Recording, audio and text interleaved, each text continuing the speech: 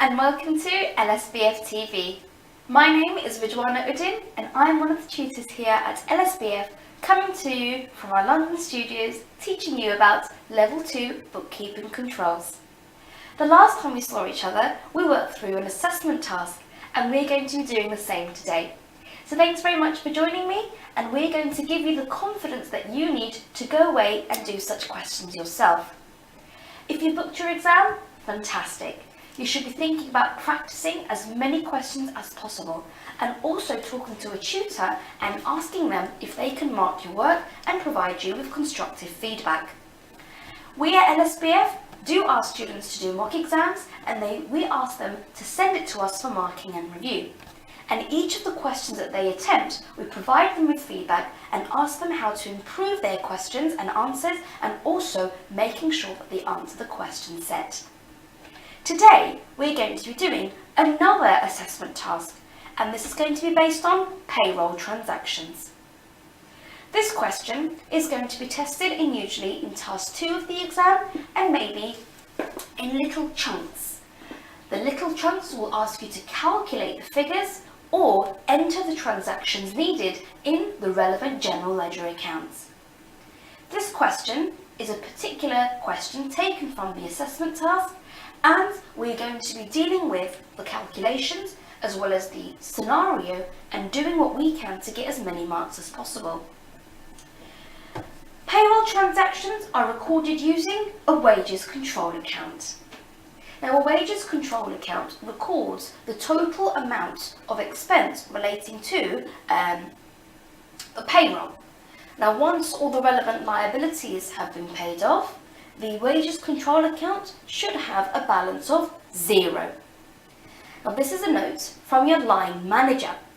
So we need to make sure we follow the scenario and making sure that if there are any calculations, we need to make a note of them, because the examiner could be asking us to deal with such items, and I can already see, without having to read the whole thing, that there is a list of transactions that we need to consider. The wages expense for June is £70,560. Other payroll information for the month is shown below. Okay, so the wages expense is £70,560. What is the wages expense and what does that mean? The wages expense is the expense to the employer. And the expense to the employer is going to be the amount to be shown as a payroll expense, of course. But the payroll expense is going to be included the amounts that we are going to be paying to the employee, any tax elements, and any pension contributions. So the other payroll information, we have income tax and national insurance as follows. We have income tax of 7125. We have employers NI 5222, and we have employees NI 4657. In addition, there are voluntary deductions of 42 employees who each pay £15 a month for trade union fees. Okay? Now, with voluntary deductions, the examiner could be asking me what will be the entry into the wages control account. I haven't even read the requirements yet. I'm just drinking in the information that the examiner has provided me with. Now, if there are 42 employees who each pay £15 a month for trade union fees, I can easily calculate the total amounts. So that's 42 employees times £15. If I grab my calculator, there we go. I can do 42 times 15, which gives me £630. This is for the trade union. This is the calculation that you could be doing on a scrap piece of paper on the day of the exam. Such calculations the examiner may not need to see, and they only would like the final answer. Right. It says, show the journal entries to record the following. And we have 12 marks up for grabs here. we've got the net wages paid to employees. We've got the HM, revenue and customs liability to record. We have the trade union liability. The question says, do not enter a zero in unused debit or credit column cells. So, if there is an empty box that we could be dealing with, you do not put a zero in its place. Okay? So on the next page, you have the boxes that you would need to fill in. In your tasks, you are going to be being provided with a drop-down list. And in the drop-down list, you will have to be choosing the correct account and whether it's going to be a debit or a credit. Okay? Now, with debits and credits, here at LSBF, we have created videos that give students the guidance they need to understand the knowledge that they need to attend and then apply it to the exam questions. With double entry bookkeeping, we would have taught understanding of double entry, debits and credits, by using the mnemonic DED-CLICK. Now, DED-CLICK relates to the debit assets, expenses and drawings to increase them. But for click, it means you are crediting the liabilities, income and capital to increase them. So here the examiner is testing you on your double entry bookkeeping understanding. We need to ensure that we choose the correct account number or the account name and debit and credit by the correct amount. Yes, there is a lot going on here, but we need to use the examiner's instructions to understand clearly exactly what we have to do. So the first thing is the net wages paid to employee. The net wages is going to be dealing with the total expense that is provided to us, which is 70560. The net wages paid, the total amount, 70560. That is the total expense to the employer, the gross amount. Now we take that amount and deduct any income taxes. So that will be 7125 income tax. Then we would take away the employer's NI. Now the employer's NI will be included into the employer's expense, but we're trying to find out what the net wages paid to the employees would be. Any national insurance is going to be deducted from the expense to the employer. So we have 5222 national insurance contributions. As well as the employer's NI, we would also deduct the employee's NI. The employee's NI is 4657. And any other transaction will be taken away here? Well, you have to take away any voluntary deductions. The voluntary deductions came across to be as $630. Okay?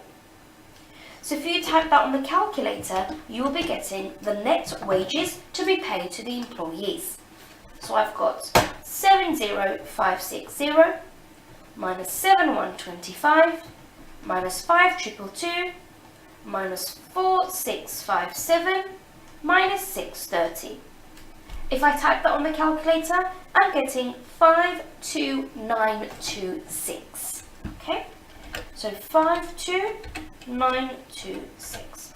£52,926. Okay? Now, how are we going to be recording this in the double entry account shown on the next page? I'll start off with the first box, which is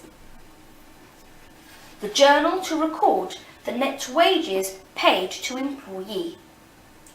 What will be the double entry that when you pay the amounts?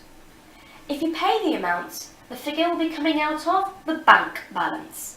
So the first account is going to be to remove 705, was it 70? No, it was 52, I forgot, let's just scroll up again.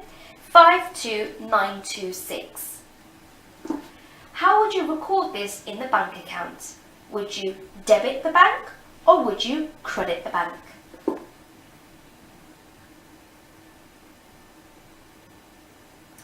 Well, if the money is coming out of the bank account, we are reducing an asset to the business. According to Dead Click, to increase an asset value, we will debit. So to decrease an asset value, we will credit.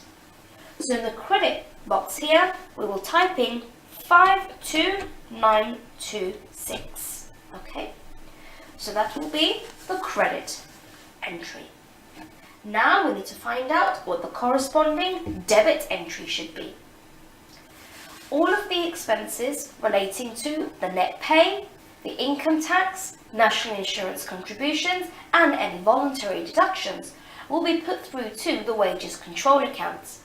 Now, as amounts are paid out to the relevant parties, the wages control account balance should be 0. So we need to remove 52,926 from the wages control account. And the wages control account is a liability account because it represents the amount due to employees, the amount due to HMRC, and the amounts due to any other voluntary contributions, so any trade union fees, for example.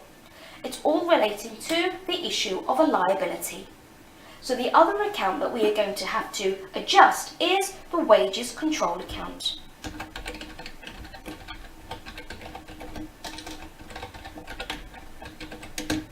And clearly, this account will have to be debited because all debits and credits must be of equal value. But let's explain again why it must be a debit. So 52,926. I'm just making sure I have the correct figures there. Why should this be 52,96 or 92,6? The wages control account is a liability account. So as you're clearing the accounts, the liability should be reduced. According to Dead Click, liabilities will have to be credited to increase their values. But if you want to reduce the balance of a liability, you will have to debit that liability account. So in essence, what you're doing here, now clearly you don't have to put this in your answer, but this is me explaining to you in a little bit more detail.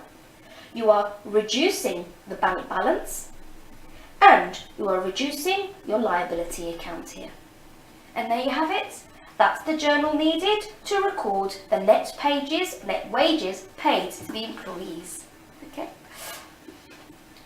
And now we move on to the next bit. The journal to record the HMR revenue and customs liability. So the amount due to HMRC. Okay, so if I go back to the previous page, I can do some calculations again. What is the amount due to Her Majesty's Revenue and Customs? The amount due will be relating to the tax, the income tax and the national insurance contributions. So here, to calculate the amount due to HMRC, you grab the 7125 for income tax, the 5222 for national insurance contributions, and the 4657 for employee NIC. So if you grab your calculators here, you can find the total amounts due. So 7125 plus 5222 plus 4657. What are we getting, ladies and gentlemen? Do you want to give me your answer in the chat box below? What do you guys think?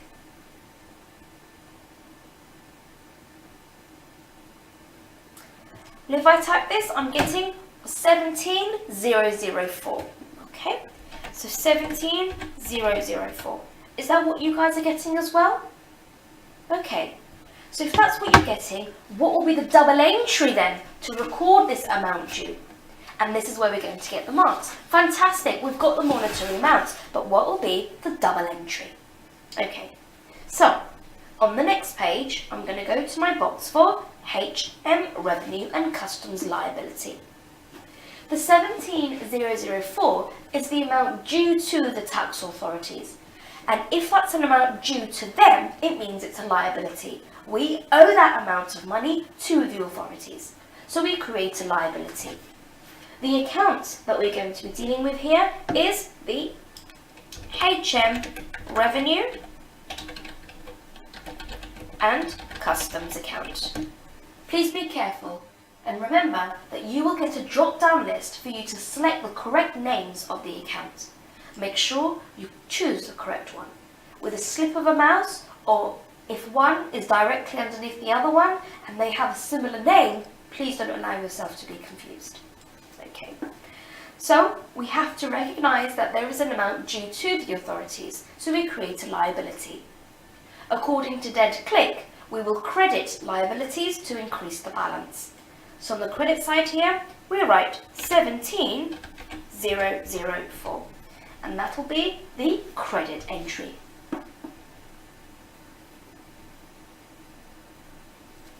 And now we have to do the corresponding debit entry. Now you can see in this situation that I've placed the credits first and then I'm going to be doing the debits. It doesn't matter which way round you do it. Just make sure you choose the correct accounts and place the relevant amount in either the debit column or the credit column. You should also know of the dual effect, that all debits recorded must equal to all credits recorded. This is how the accounting equation will always hold true. So if you're including a double debit and a double credit, that means that you haven't placed the double entries correctly. So you'll have to go back and review the situation that you're dealing with.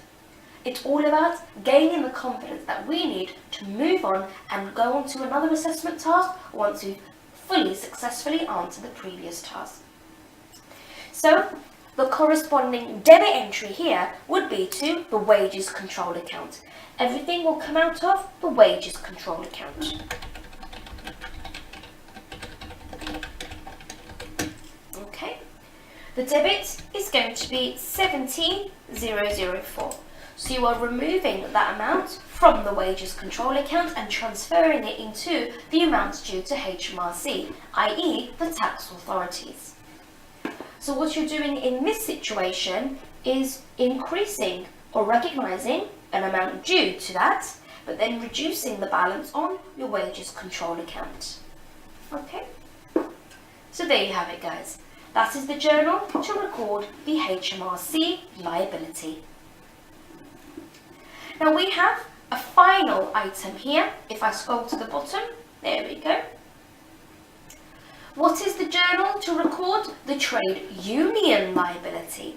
Okay, so the trade union fees, if I remember correctly, we had 42 employees who paid £15 a month each to the trade union for the fees. And the total amount was 42 times 15, which is £630. So what we need to do in this situation is recognise the journal entry for that £630. This is the amount due to the trade union. So what we must recognise is a liability. We owe £630 to the trade union party. So if I scroll down here, there we go. The first item is going to be the trade union. And I have to recognise that we owe the union this amount of money. If you owe someone some money, you have an obligation arising from past events. Now this obligation will need to be satisfied by economic benefits flowing out of the entity. So you will need to pay £630 to the trade union, and this was deducted from the gross amount payable to the employees. Remember that. Only the net amount is paid to the employees. After making any necessary deductions, the net amount is what the employees will receive in cash or either as a balance on the bank account. So to recognise that we owe them some money, I create a liability for £630. According to dead click, you'll need to credit you credit the liabilities to increase the balance. So you credit £630 in this account And there you have it, that is the credit side.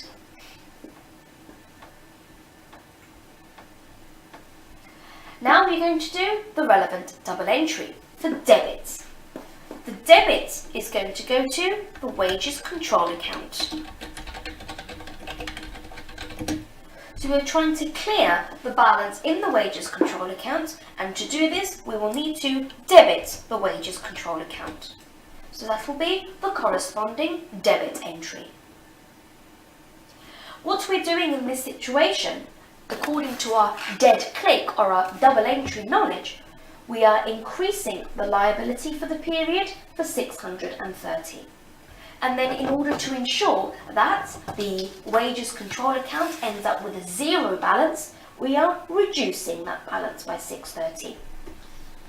So if you grab your calculators, you will take the 52,926 plus 17,004 plus the 630. This adds up to 70560. Okay.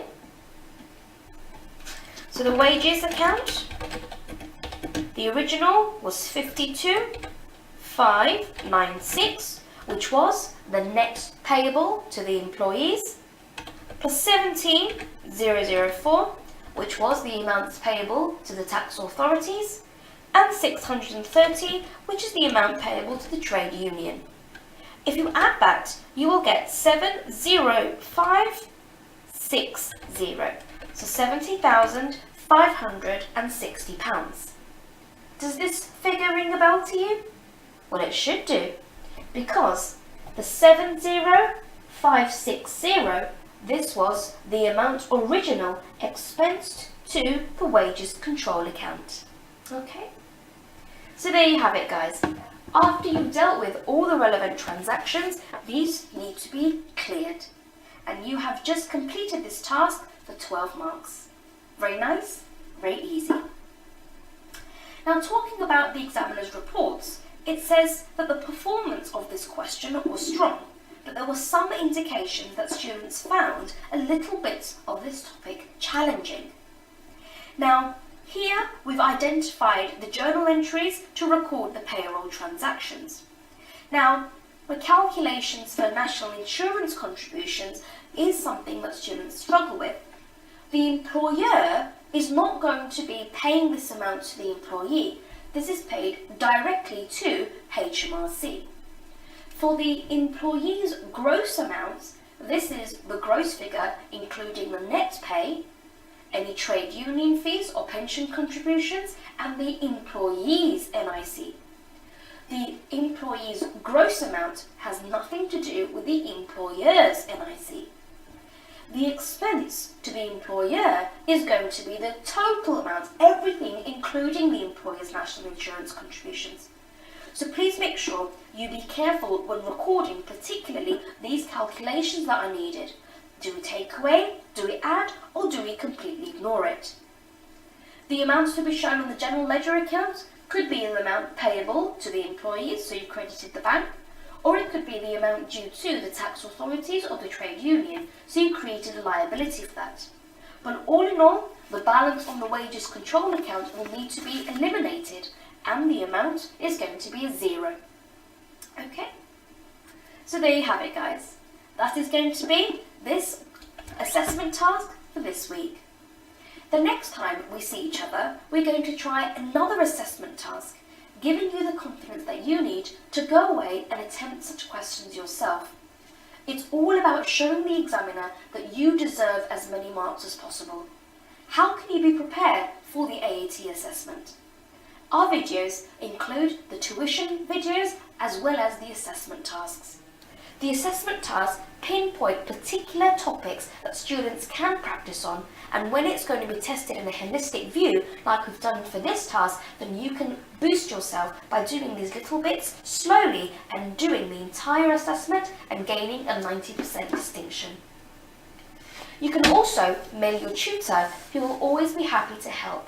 Our mock exams are going to be marked by the tutors, providing the students with constructive feedback, giving them an idea of where their strengths and their weaknesses are. Make sure you also use the green light tests available on the AAT website, and you have 2 sample assessments to attend, number 1 and number 2. As well as the answers, you can try and build your knowledge. Make sure that you are happy that when you do this independently yourself, you can attempt and be successful. Thanks very much for joining me. Everyone here at LSBF TV wishes you great success with your studies. Goodbye and take care.